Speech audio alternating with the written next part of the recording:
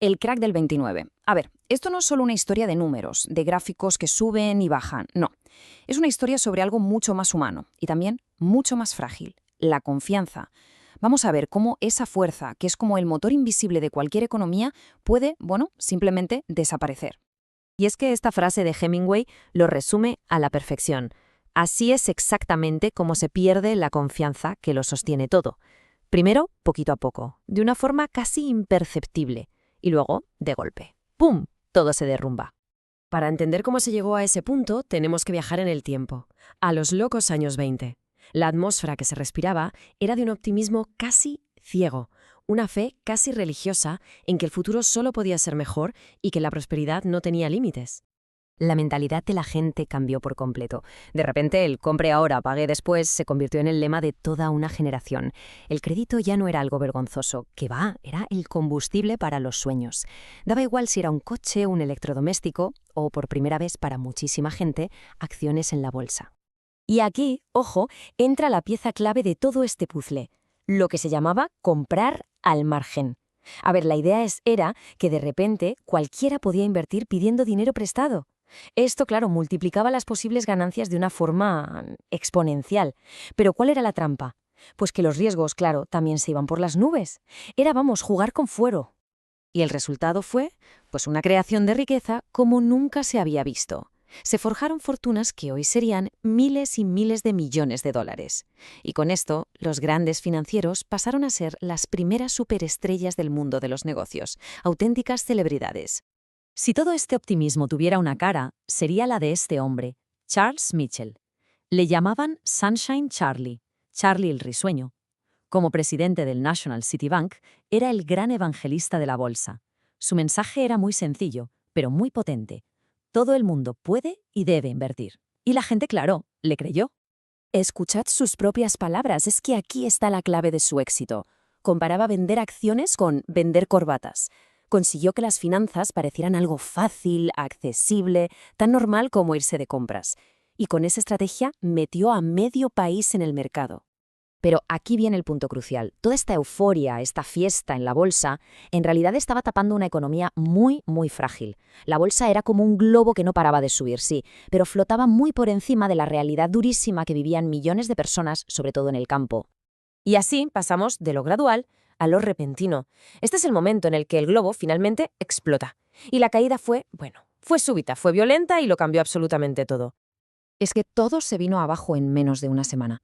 El jueves negro fue el primer aviso, la primera sacudida seria. Durante el fin de semana la ansiedad fue creciendo y creciendo, y para el lunes el pánico ya era general. El martes negro, fue el colapso definitivo. El sistema simplemente se había roto. Hay que imaginarse la escena en la calle. Miles de personas en Wall Street completamente desorientadas sin saber qué estaba pasando. Se oían susurros, alguna risa nerviosa, histérica, una mezcla de miedo puro e incredulidad. La ruina se podía sentir en el aire. Y mientras, en la calle, reinaba el pánico, los banqueros más poderosos del país se reunían a puerta cerrada. Fue un intento desesperado por parar la sangría. Prometieron inyectar millones para comprar acciones y sostener el mercado, tratando de aparentar una calma que en el fondo nadie sentía. Pero para entender de verdad el drama humano que supuso todo esto, hay que fijarse en la historia de Jesse Livermore. Era una auténtica leyenda de Wall Street, famoso por sus apuestas increíblemente audaces, casi suicidas. Era el jugador por excelencia en el gran casino que era la bolsa. Pues bien, cuando su mujer se enteró del desastre en las noticias, entró el pánico. Estaba convencida de que se habían arruinado, así que empezó a esconder frenéticamente todos los objetos de valor de la casa. Cuadros, joyas, de todo. Es una imagen que refleja muy bien el pánico que sentía todo el mundo. Pero aquí viene el giro de guión. Cuando Livermore llegó a casa, súper tranquilo, le dijo a su mujer que no se habían arruinado. Es más, le dijo que había ganado una auténtica fortuna. ¿Cómo es posible? Porque él había apostado a la baja. Mientras el mundo se hundía, él había ganado millones. Una vez que pasó el shock inicial, llegó la rabia. La gente lo había perdido absolutamente todo y exigía respuestas. Querían un culpable. Y esa pregunta dio pie a una de las investigaciones más importantes de la historia financiera de Estados Unidos. El hombre al cargo fue este fiscal, Ferdinand Pecora, y las audiencias que organizó en el Senado no fueron un simple trámite, para nada. Se convirtieron en un espectáculo nacional, un juicio público contra toda la cultura de Wall Street, con el país entero pegado a la radio para no perderse ni un detalle. Y lo que destapó Pecora fue una auténtica bomba. Salieron a la luz banqueros que, mientras la gente se moría de hambre, no habían pagado ni un céntimo de impuestos. Ejecutivos que se aprovechaban de información privilegiada. Tramas súper complejas para engañar al fisco. De repente, esos capitanes de la industria ya no parecían héroes. Parecían villanos. El caso de Sunshine Charlie Mitchell fue, sin duda, el más escandaloso. El que se suponía que era el héroe de los pequeños inversores resultó ser un tramposo. Se descubrió que había fingido venderle acciones a su propia mujer para declararse en pérdidas y ahorrarse millones en impuestos. La sensación de traición fue nacional.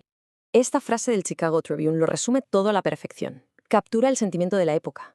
La confianza no es que se hubiera perdido, es que se había transformado en un cinismo y un resentimiento profundísimos hacia toda la élite financiera. Pero bueno, de las cenizas de todo este desastre surgieron cambios muy profundos. El colapso obligó a repensar el sistema de arriba a abajo y nos dejó lecciones que, casi un siglo después, siguen siendo increíblemente relevantes. La respuesta regulatoria más importante fue la ley Glass-Steagall. La idea era simple, pero radical. Levantar un muro, una separación total entre la banca comercial, donde la gente tiene sus ahorros, y la banca de inversión, con sus apuestas de altísimo riesgo. El objetivo era claro, que una crisis en Wall Street no volviera a arrastrar el dinero de todo el mundo. Al final, sin embargo, la lección más profunda de todo esto no está en las leyes, sino en la psicología humana. La verdadera defensa contra estas crisis no es solo tener más regulación, sino algo tan simple como un poco de humildad. La humildad de recordar que ningún sistema es perfecto y que la euforia descontrolada es casi siempre el paso previo al desastre. Y esto nos deja con la pregunta final, que sigue totalmente abierta. Casi 100 años después de todo aquello, y después de todos los ciclos de auge y caída que hemos visto desde entonces, queda la duda de si de verdad hemos aprendido esta lección tan fundamental.